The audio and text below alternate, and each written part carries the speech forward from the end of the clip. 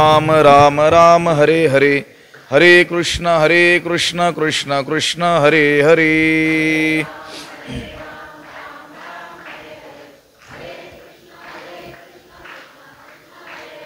हरे राम राम राम हरे हरे, हरे कृष्ण कृष्ण कृष्ण हरे हरे।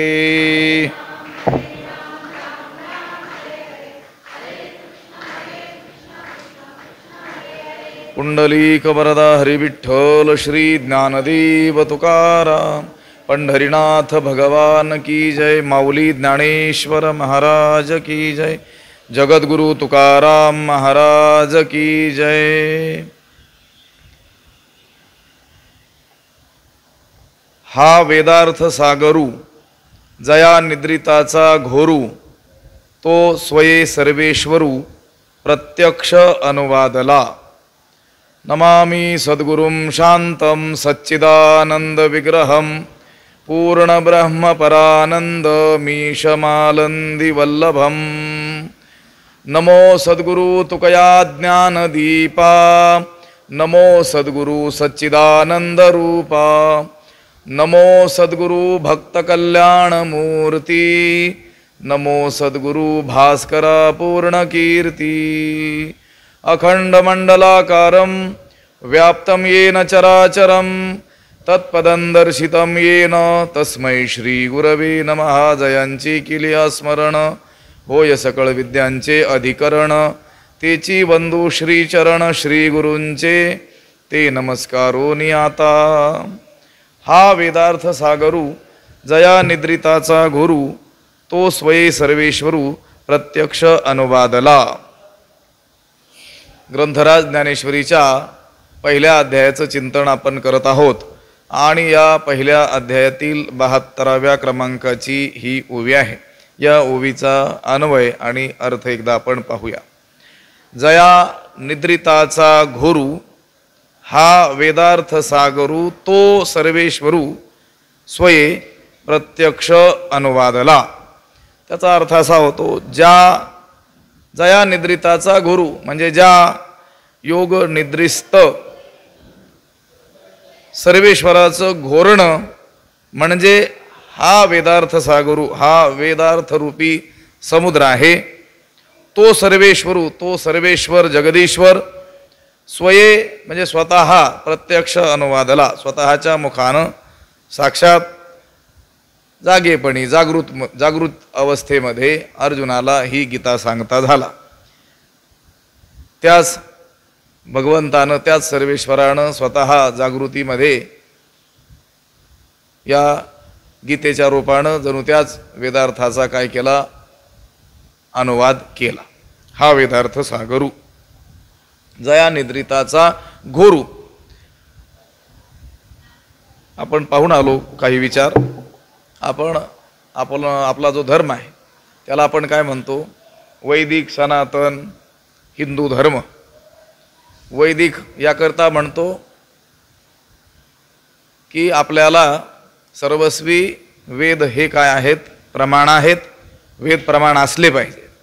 आता काही लोक अज्ञानापोटी, नसलेल्या अभिनिवेशापोटी उगीच असं काहीतरी म्हणत असतात की संतांनी वेदाच्या विरोधी बंड केलं आणि संतांनी स्वतः काही अनुभूती घेऊन हा अनुवाद केलेला आहे।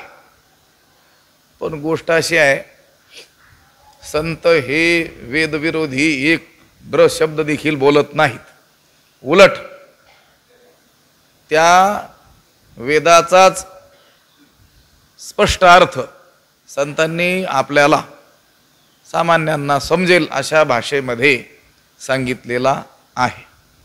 वाचा बोलो वेद नीती, करू संती केले ते, तुकोबाराय म्हणतात। आम्ही आमच्या मुखानं तीच गोष्ट बोलू, ज्या नीती धर्माचा उद्घोष वेदानं केलेला आहे त्याचाच आम्ही काय करतो, फक्त अनुवाद करतो। चहुवेदाचे हे केले विवरण, अर्थही गहन करोनिया। रामेश्वर भट्टांसारखे प्रकांड विद्वान जगद्गुरु तुकाराम महाराजांबद्दल असं बोलतात, त्यांच्या वाङ्मयाबद्दल। अभंग कृतीबद्दल असं बोलतात की तुकोबारायांनी या अभंगाच्या माध्यमातून जणू चारही वेदाचं काय केलेलं आहे, विवरण केलेलं आहे, वेदार्थच सांगितलेला आहे. वेदाचा तो अर्थ आम्हासीच ठावा, इरांनी व्हावा भार माथा, असं तुकाराम महाराजांनी स्वतः सांगितलेलं आपल्याला आढळतं.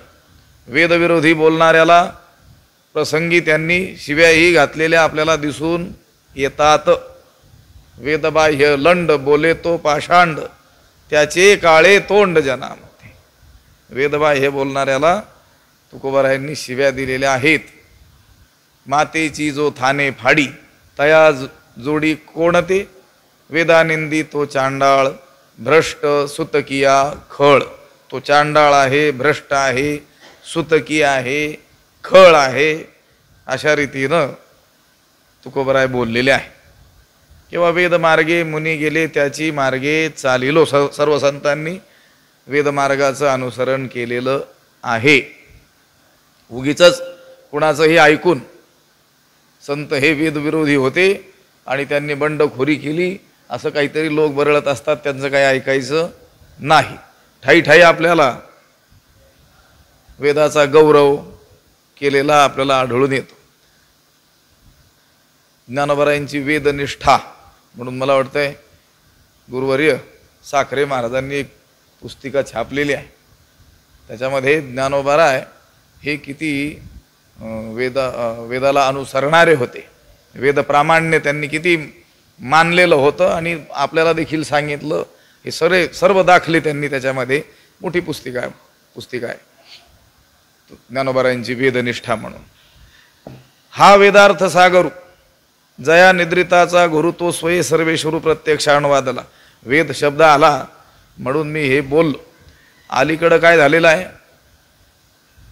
उचलली जीभ लावली टाळ्याला, अशा पद्धतीनं जबाबदार माणसं देखील काहीतरी बोलताना दिसतात.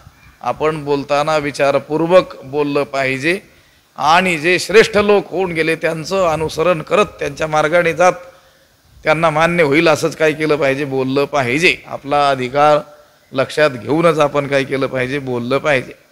ज्ञानोबाराय भगवद्गीतेचं जे वर्णन करतात ते या रूपानं करतात. ज्ञानोबाराय म्हणतात की भगवद्गीता म्हणजे ही जागृत श्रुती आहे. वेद जो आहे ती सौषुप्त श्रुती म्हणजे झोपेत सांगितलेली.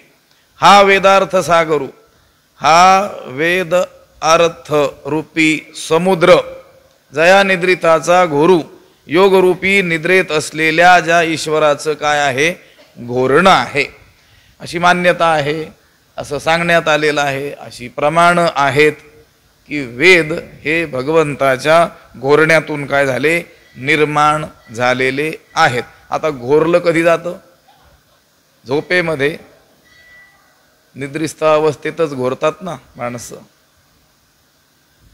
जागेपणी घोरतात का, नाही, झोपेत घोरतात. आता ते जे घोरणं आहे त्या घोरणाऱ्यालाही ठाऊक नसतं मी घोरतो म्हणून. दुसरे लोक सांगतात तुमच्या घोरण्याचा काय होत असतो, फार त्रास होतो. तो म्हणतो मी काय मुद्दाम घोरतो का, म्हणजे घोरणं त्याच्या हातात नसतं त्या घोरणाऱ्याच्या देखील. अगदी त्याच पद्धतीनं भगवंताच्या योगनिद्रेमध्ये जे घोरणं आहे ते म्हणजे काय आहेत, हे वेद आहेत असं सांगण्यात आलेलं आहे. आणि भगवद्गीता जी सांगितलेली आहे ती कशी सांगितली, जागेपणी सांगितलेली आहे.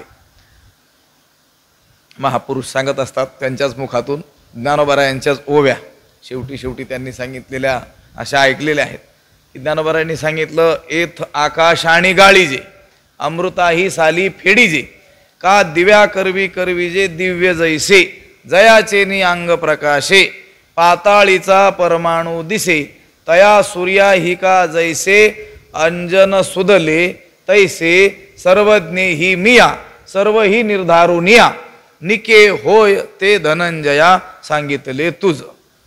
भगवंत अर्जुनाला म्हणतात हे जे मी तुला सांगितलं ना हे कसं आहे, त्यांनी उदाहरणं दिलेली आहेत पहा.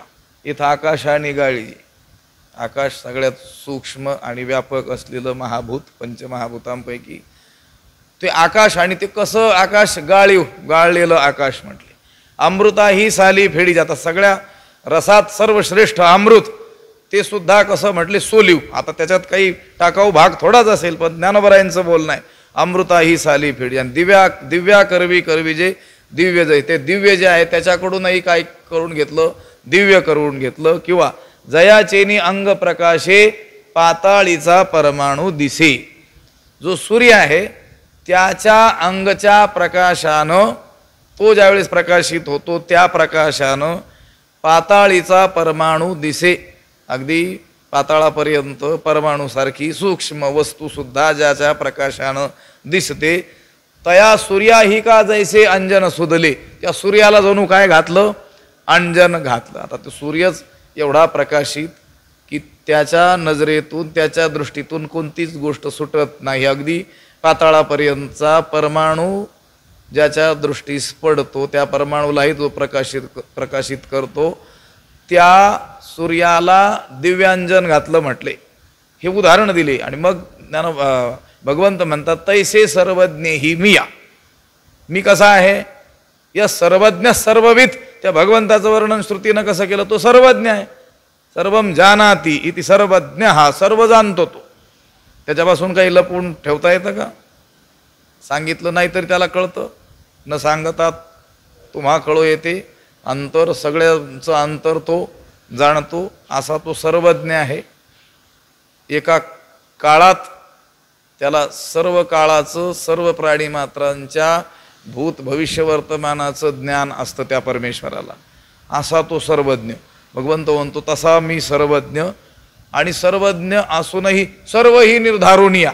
आणि चांगला विचार करून निके होय ते धनंजया सांगितले तूच. आणि जे चांगलं असेल ते तुला मी सांगितलं. मग ही भगवद्गीता ही किती काय आहे? श्रेष्ठ आहे हे आपल्या लक्षात येतं. इथं ज्ञानोबरायांनी वर्णन केलं हा वेदार्थ सागरू. वेद हे परमेश्वराच्या निद्रेतील घोरण्यापासून उत्पन्न झाले म्हणून ते परमेश्वराचे निश्वसित आहेत. याचा अर्थ काय? मनुष्याला श्वासोश्वास करण्याला ज्याप्रमाणे यत्किंचितही कष्ट पडत नाहीत आणि बुद्धीचा काही प्रयत्नही करावा लागत नाही. श्वास घेण्यास, श्वास सोडण्यास काही बुद्धी लावावी लागते का? काही प्रयत्न करावे लागतात का? सहजच ही क्रिया मनुष्याकडून घडून जाते. त्याप्रमाणे परमात्मा हा प्रत्येक कल्पारंभी काय करत असतो? त्या वेदाला काय करतो? व्यक्त करतो. त्याच्याद्वारे ते वेद काय होत असतात? अभिव्यक्त होत असतात. तो ईश्वर देखील, तो भगवंत देखील त्या वेदाचा करता नाही. त्यांनी सांगितलं तो काय आहे? व्यंजक आहे. असं एक प्रमाण शास्त्रामध्ये आपल्याला सापडतं. अस्य वेदस्य सर्वज्ञ कल्पादौ परमेश्वर व्यंजक केवलम विप्रा नैव करता न संशय. तो त्याचा काय नाही आहे? करता नाही आहे. फक्त त्याला काय करतो? प्रत्येक कल्पारंभी अभिव्यक्त करतो. गतकल्पातील वेद या कल्पारंभी परमेश्वर काय करतो? प्रकट करत असतो. त्याच्या त्या श्वासातून ते काय होतात? जयाचे निश्वासी जन्म झाले वेद राशी असं म्हटलेलं आहे. आणि ज्याच्या श्वासातून वेद राशी प्रकट झाले तो परमात्मा मात्र इथं जागृतीमध्ये अर्जुनाला हे ज्ञान सांगतो आहे भगवद्गीतेच्या रूपानं. एवढी ही भगवद्गीता काय आहे? श्रेष्ठ आहे, महत्वाची आहे. लीलया सहज ज्याच्या श्वासातून वेद व्यक्त होतात तो त्या अर्जुनाला जाणीवपूर्वक काय करतो आहे? हे ज्ञान सांगतो आहे. तो स्वये सर्वेश्वरू प्रत्यक्ष अनुवादला. तो सर्वेश्वर, तो परमात्मा त्यानं स्वतः स्वये प्रत्यक्ष अनुवादला आणि त्या अर्जुनाला गीतेच्या रूपानं वेदाचाच अर्थ, तो वेदार्थच आपल्या मुखानं काय करतो आहे? सांगतो आहे. हा वेदार्थ सागरू जया निद्रिताचा गुरु तो स्वये सर्वेश्वरू प्रत्यक्ष अनुवादला. ऐसे जे अगाध जेथ वेडावती वेद तेथ अल्प मी मतिमंद काय होय. ऐसे जे अगाध जेथ वेद वेडावती तेथ अल्पमतिमंद मी काय होय. ऐसे जे अगाध, असे हे जे गीता तत्व आहे ते गहन आहे.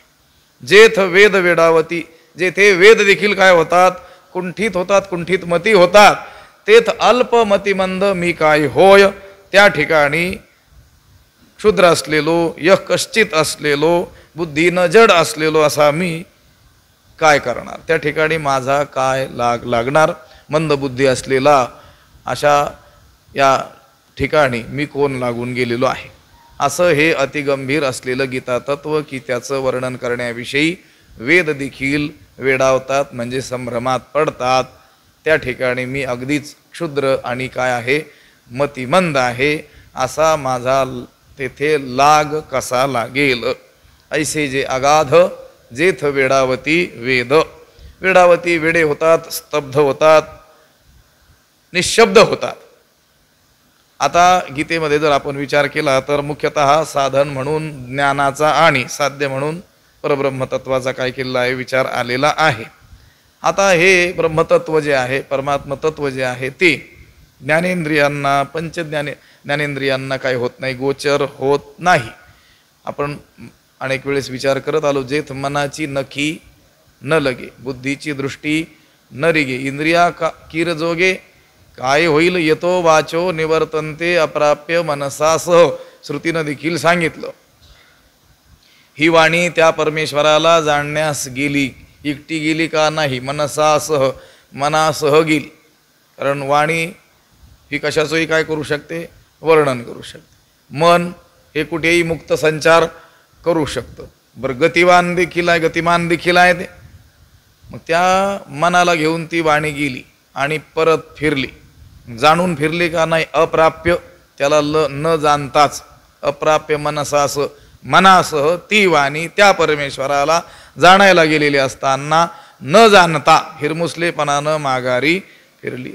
तुकोबाराय म्हणतात की नाही, मनोवाचातीत तुझे हे स्वरूप, हे देवा तुझं स्वरूप कसं आहे, मन आणि वाणीच्या पलीकडचं आहे. भलेही मन आणि वाणी हे सामर्थ्यवान असले तरी देखील त्यांना काय आहे, मर्यादा आहे. मन आणि वाणी यांची जी धाव आहे ती या मायेचा जो प्रांत आहे तिथपर्यंतच आहे. मायातीत असलेल्या त्या परब्रह्मतत्वाला हे जाणू शकत नाहीत.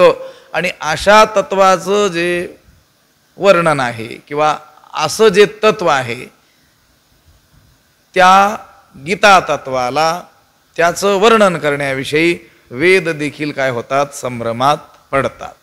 गीतेनं ज्या परब्रह्मतत्वाला आपल्या समोर ठेवलेलं आहे त्या तत्वाचं वर्णन करण्याविषयी वेद देखील ज्या ठिकाणी संभ्रमात पडतात, तेथ अल्पमी मतिमंद काय होय, तेथे अगदीच क्षुद्र आणि मंदबुद्धी असलेला मी, त्या माझा काय लाग, तेथे असा मी कोण लागून गेलेलो आहे.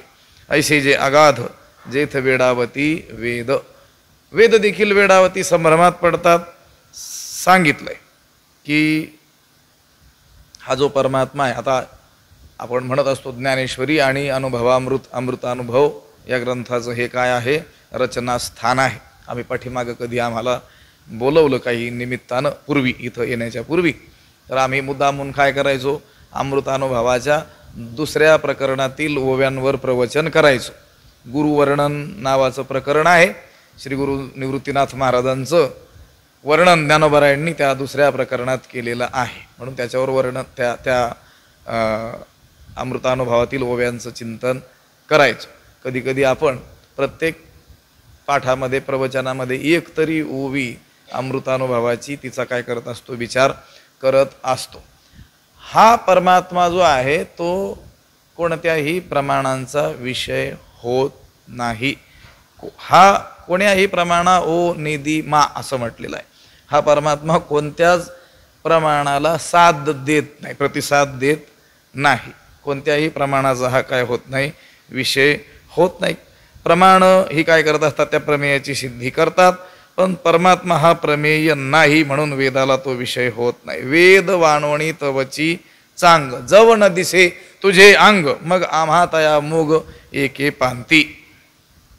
ज्ञेयत्वानं त्या परमेश्वराला हा वेद जाणू शकत नाही. म्हणून त्या वेदानं कधीही विधिमुखानं या परमात्म्याचं वर्णन केलेलं नाही. काय म्हणतो श्रुती? नेती नेती म्हणती गोविंदुरेश. तो काय म्हणतो? न इति, परमात्मा असा नाही, परमात्मा असा नाही. कसा आहे? तेथे मात्र तो काय करतो? मौन धारण करतो. तोही अंथुरणा तळवटी दडे, एरू नेती नेती म्हणोनी बहुडे. तो देखील अंथुरणा तळवटी स्वतःला काय करतो? दडवतो आणि काय म्हणतो? परमात्मा तत्वाबद्दल नेती नेती. संतांनी देखील म्हटलं शहाणपणे वेद मुका असं म्हटलेलं. वेदाला काय म्हटलेलं आहे? वेदा इतका शहाणा तर दुसरा कोणी नाही. पण किंवा ज्ञानाच्या बाबतीत पाहे पा जाणीवेची निबळे, कोणी वेदापासून असे आगळे. वेदापेक्षा जाणीवेच्या बाबतीत कोणी आगळा म्हणजे श्रेष्ठ कोणी आहे का? नाही. वेदच श्रेष्ठ आहे. पण तो देखील या परमात्म तत्वाचं किंवा या गीता तत्वाचं वर्णन करण्याविषयी संभ्रमात पडतो. जेथ वेडावती वेद. मग असं जर आहे, ज्या तत्वाचं वर्णन करण्याविषयी वेद देखील संभ्रमात आहे, तेथ अल्पमी मतिमंद काय होय. मी क्षुद्र असलेलो आणि मतिमंद मंद बुद्धी असलेलो, त्या माझा काय लागला गुण गेला. तेथ अल्पमी मतिमंद काय होय. हे अपार कैसेनी कवळावे, महातेज कवणे धवळावे, गगनमुठी सुवावे, मशके केवी. हे अपार कैसेनी कवळावे, महातेज कवणे धवळावे, मशके गगनमुठी केवी सुवावे. हे अपार कैसेनी कवळावे. हे अपार, ज्याला काही पार नाही, ज्याला मर्यादा नाही, हे अमर्याद असलेलं गीता तत्व कैसेनी कवळावे. कोणत्या उपायाने त्याचं काय करावं? आकलन करावं. हे अमर्याद असलेलं गीता तत्व कशा रीतीनं आकलन त्याला करावं? महातेज कवणे धवळावे, सूर्याला कोणी उजाळावे. सूर्याला कोणी प्रकाशित करावं? सूर्याला उजाळा कोणी आणि कोणी द्यावा आणि कशाने ते उजाळावं? गगनमुठी सुवावे मशके केवी. मशके गगनमुठी केवी सुवावे. आणि त्या मशक म्हणजे चिलटानं, गगन म्हणजे आकाश, मुठी केवी सुवावे, आपल्या मुठीत कसं धरावं. हे अपार कैसेनी कवळावे. हे जे गीता तत्व आहे हे कसं आहे म्हटले? अपार आहे, अमर्याद आहे. त्याचं आकलन कशा रीतीनं करावं? ज्ञानोबा म्हणतात मी काय आहे? अल्प आहे, मी मतिमंद आहे. आता सर्वज्ञ तेच आहेत, पण त्यांची विनम्रता आहे. मोठी लोक हे नम्रतेच्या बाबतीत देखील सर्वात मोठेच असतात. म्हणूनच ते खरे काय असतात? मोठे असतात. त्या दिवशी आपण विचार केला होता, खरं मोठेपण ज्याला प्राप्त करून घ्यायचं त्यानं लहान व्हायचं शिकलं पाहिजे. त्या पुराणांनी देखील आपला मोठमोठा आकार तो त्यागून आख्यान रूपे भारता आली. आख्यानाचं रूप धारण करून या महाभारताच्या आश्रयाला ते आले. कशासाठी? खरा मोठेपणा प्राप्त व्हावा म्हणून. जो प्राप्त असलेला मोठेपणा त्याचा त्याग केल्याखेरीज खरा मोठेपणा प्राप्त होत नसतो. ज्ञानोबा अत्यंत नम्रता धारण करतात की मी मतिमंद आहे. आता मतिमंद आहेत का ते? त्यांची ज्ञानेश्वरी वाचून मतिमंद असलेला ज्ञानी होतो, जनाबाईंनी सांगितलं. ज्ञान होय मूढा. आणि कसा मूढ? अति मूर्खा त्या दगडा. बघा आता याच्यापेक्षा काही शब्द आणखी वापरायचे? तुका म्हणे ऐशी बुद्धी ज्याची जड, त्या होनी दगड बरे देवा. असतात काही लोक असे. ते वर्णन जे केलंय ते काही असं काही काल्पनिक अतिरंजक असं नाहीये. खरोखर अशी माणसं असतात. आता भेटली नसतील तुम्हाला तर सुदैव आहे. लक्षात आलं का? तुमचं काहीतरी पुण्याधिक्य म्हणून असे लोक भेटले नाहीत. पण ज्या अर्थी वर्णन केलंय त्या अर्थी तसे लोक आहेत. किंवा भेटले असतील पण कळाले नसतील. लक्षात आलं का? असंही असू शकतं. ते कळण्याचं सामर्थ्य नसल्यामुळे म्हणा. पण अशा मंद बुद्धी लोकांना, जडमती लोकांना, त्यांना सुद्धा ज्ञान होईल म्हणतात जनाबाई. आम्ही गमतीनं म्हणत असतो, कशावरही विश्वास ठेवतो आपण. पेपरला आलं म्हणतो, मी याला यूट्यूबला व्हिडिओ पाहायला म्हणतो. अहो ज्याने ते लिहिलंय त्याची प्रामाणिकता तपासली का? त्या क्षेत्रातलं त्याचं काही ज्ञान आहे की नाही, अनुभव आहे की नाही, याचा विचार केला आहे का नाही. आम्ही सांगत असतो पहा की आता अनेक आजारानं ग्रासलेली लोक आहेत. त्याच्यात बहुतेक आता हा मधुमेह तर सर्वत्र पसरतच चालला आहे. आपला भारत त्या डायबिटीजची राजधानीच होतोय की काय. प्रत्येक कुटुंबात एक एक व्यक्ती तरी त्या आजारानं ग्रासलेला आढळतो.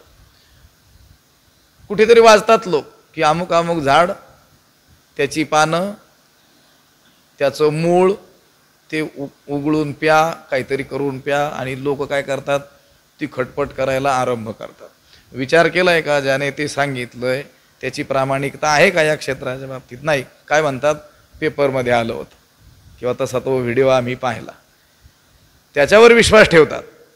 आणि संत ओरडून सांगतात हात वर कर करून, ज्ञान होय मुढा अति मूर्खा त्या दगडा, काय करायचं, वाचावी ज्ञानेश्वरी. काही दिवस विश्वास ठेवायला काय हरकत आहे का? मी म्हणतो वर्ष, 2 वर्ष, 4 वर्ष काय करायचं, विश्वास ठेवायचा जनाबाईंवर. ते त्यात तर काय खोटं बोलणार नाहीत. आपल्याला फसवून तर त्यांना काही मिळवायचं नाही आहे. आपल्याला फसवून त्यांचा काही लाभ आहे का, काही स्वार्थ आहे का? नाही.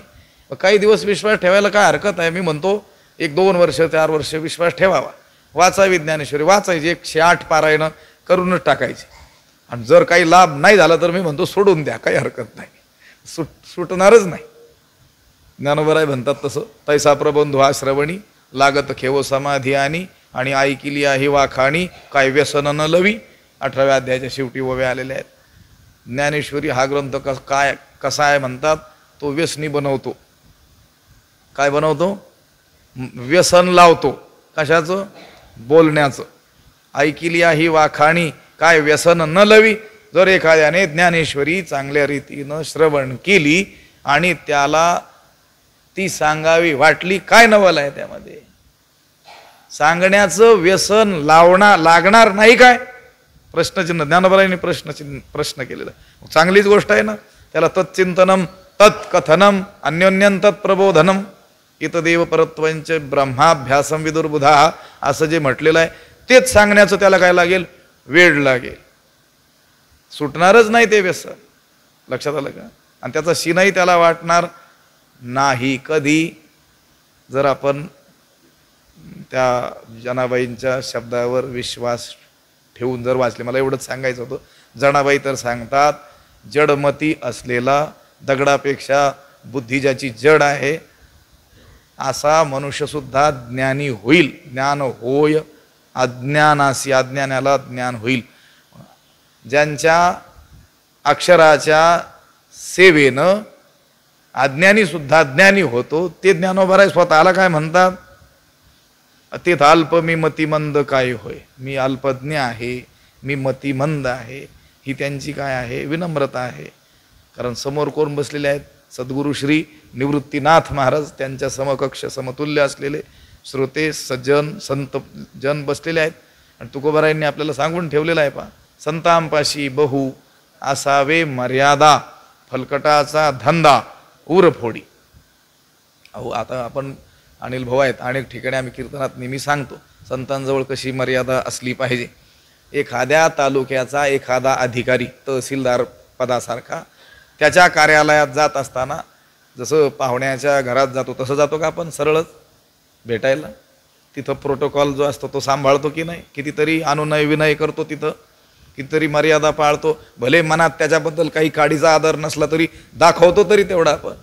बघ, एका छोट्या तालुक्याचा जिल्ह्याचा अधिकारी असतो, त्याच्याजवळ एवढ्या मर्यादेने आपण वागतो. मग जे संत देवपूज्य आहेत, देवमान्य आहेत,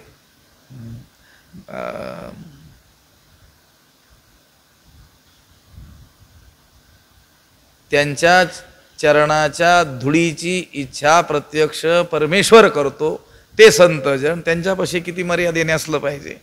लक्षात आलं का? देवई चिरज चरणीची माती, धावत चालती मागे मागे. देवसुद्धा त्यांच्या चरणराजाची काय करतो? नामयाचे पाठी, चाले की शिराज, लागावया रज चरणी. मग त्या संतांजवळ किती मर्यादा असली पाहिजे हे शिकवतात ज्ञानोबाराय तुकोबाराय हे संतजन. ते अल्प मी मतिमंद काय होय, हे अपार कैसेनी कवळावे, महातेज कवणे धवळावे, गगन मुठी सुवावे, मशकी किवी. हे गीता तत्व जाणणं किंवा त्याचं व्याख्यान करणं ही अतिशय कठीण अशी गोष्ट आहे. हे अपार आहे. कैसेनी कवळावे, त्या गीता तत्वाचं आकलन कसं करावं, महातेज कवणे धवळावे, या सूर्याला कोणी आणि कशानं उजाळावं. सूर्याला उजाळा कशाने देता येईल का? सूर्याच्या अंगाला उठणं लावता येईल का? उठणं उजाळा येण्याकरिता लावतो. त्या सूर्याला काही उठणं लावून त्याला आणखी उजाळा देता येईल असं होईल का कधी? नाही. गगन मुठी सुवावे, मशकी किवी. मशक चिलट, आणि आता ती चिलट केवढं, त्याचा अवयव असलेला हात केवढा, त्या हाताचा पंजा केवढा, त्याची मूठ केवढी, आणि त्या मुठीत आकाशाला कसं काय त्याला दाबून धरता येईल. ज्ञानोबारायचे दृष्टांत विलक्षणच असतात. आकाश सगळ्यात मोठी वस्तू, चिलट सगळ्यात लहान प्राणी, त्याचा हात त्याची मूठ, आणि ते म्हटले त्या चिलटानं आपल्या मुठीत आकाशाला कसं काय दाबून ठेवावं. गगन मुठी सुवावे, मशकी केवी. ते स्वतःला काय म्हणतात, मी चिलटाचा जणू हात, त्याची मूठ. आणि गीता तत्व म्हणजे ह्या आकाशासारखं व्यापक, आणि माझ्यासारख्याने त्या गीता तत्वाचं व्याख्यान कसं करावं, पण तरी देखील मी प्रवृत्त झालेलो आहे. कशामुळं? आम्हाला आधार आहे म्हटले मोठा, आमची काही निराधार योजना नाही आहे. लक्षात आलं का? कीर्तनकारांना, व्याख्यात्यांना आपल्या बोलण्यातील प्रत्येक वाक्याला आधार देता आला पाहिजे. आधारा वाचून काय सांगशी कहाणी तुकोबाराय म्हणतात. रेमट कहाणी काय लावली, त्याला आधार नाही. वेदाचा, शास्त्राचा, पुराणांचा, संत वचनांचा, थोरा मोठ्यांच्या बोलण्याचा जर आधार नसेल तर आपल्या संप्रदायातील ज्या परंपरा आहेत त्या परंपरेमध्ये अशा गोष्टींना स्थान दिलं जात नाही जर आधार नसेल तर. ज्ञानोबाराय तुम्ही असं म्हणता की हे गीता तत्व आकलन करण्यास एवढं कठीण आहे, तरी देखील तुम्ही प्रवृत्त झालेले तर आम्हाला दिसता. कोणत्या आधारानं तुम्ही बोलता? तर ते म्हणतात, परी एथ असे एकू आधारू, तेणेची बोले मी सधरू, जै सानुकूळ श्रीगुरु ज्ञानदेवो म्हणे. परी परंतु एथ एकू आधारू असे, या कामी मला एक आधार आहे. कोणता आधार आहे? जय सानुकूळ श्रीगुरु, मला श्रीगुरु अनुकूल आहेत. माझे श्रीगुरु माझ्यावरती प्रसन्न आहेत, त्यांची कृपा दृष्टी मला प्राप्त झालेली आहे. आणि तेणेची बोले मी सधरू, तेणेची सधरू मी बोले. त्या आधारानंच, त्या धीटपणात, त्या आधारामुळेच मी धीटपणाने काय करतो आहे, बोलतो आहे. ज्ञानदेवो म्हणे, असं ज्ञानेश्वर महाराज म्हणतात. त्यांचा अभंग सर्व प्रसिद्ध आहे. श्रीगुरु सारिखा असता पाठे राखा, इतरांचा लेखा कोण करी. ज्ञानोबारायांनी या निर्मिलेल्या ग्रंथाचं जे कर्तृत्व आहे ते सगळं आपल्या श्रीगुरु निवृत्तीनाथ महाराजांकडे सोपवलेलं आहे. श्रीगुरूंची कृपा म्हणून हा ग्रंथ करण्यास आम्ही समर्थ ठरलो, असं नम्रपणे अनेक ठिकाणी त्यांनी काय केलं आहे, नमूद केलेलं आहे. ते म्हणतात, या कामी मला काय आहे, एक आधार आहे. मला श्रीगुरूंचा काय झालेला आश्रय प्राप्त झालेला आहे. मी सर्वस्वी या कार्यासाठी अयोग्य असताना सुद्धा हे दुर्घट कार्य करण्याला मी प्रवृत्त झालो. ते श्रीगुरु कृपेच्या आधारानं काय झालेलो आहे, प्रवृत्त झालेलो आहे. स्वतःला ते हे म्हणून घेतात, मी काय आहे त्या कळसूत्री बाहुल्या ज्या असतात ना, त्या बाहुल्याप्रमाणे. साई खडियाचे बाहुले चालवित्या सूत्राचे नि चाले, तैसा माते दावित बोले स्वामी तो माझा. ज्याप्रमाणे तो सूत्रधार त्या बाहुल्यांना हवं तसं काय करतो, नाचवतो. त्याच्या बोटाच्या इशाऱ्यावरती त्या बाहुल्यांना नाचवतो. अगदी त्याच पद्धतीनं